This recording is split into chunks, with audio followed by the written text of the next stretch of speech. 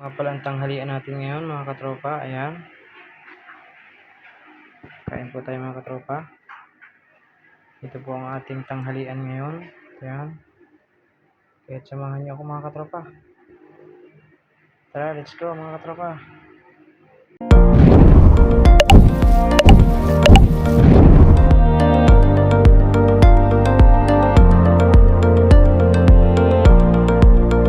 Ngayong araw mga katropa, magpiprito tayo ng chicken pitsu hita.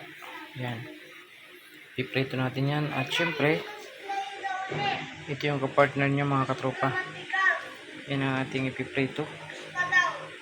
At yun mga katropa, samahan nyo akong iprito ito mga katropa. Ito inilaga muna natin kasi para lutong luto. Mas masarap kasi pag inilaga mo bago mo iprito. Ilalaga mo muna siya ng may ricado. Tapos pag naluto na siya sa ricado na pinakuluan mo at inilaga mo na, so mas masarap yung pinarito, no?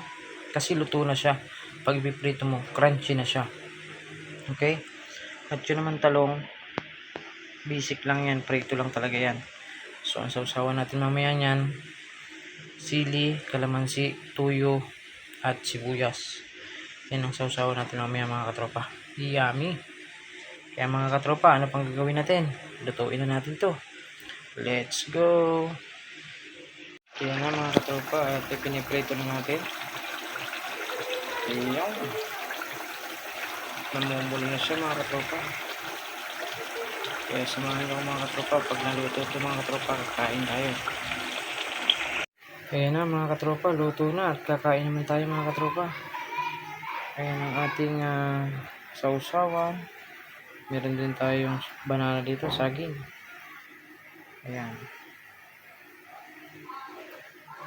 Paano pa? Anong gagawin natin mga katropa? Kaya kakain tayo na. Let's go! Kain tayo mga katropa. May talong, may sausawang tuyo kalamansi, at saka sibuyas. Meron tayong talong. At meron tayong fried chicken. Mga katropa, kain po tayo. Ayan mga katropa, kain po tayo. Let's go!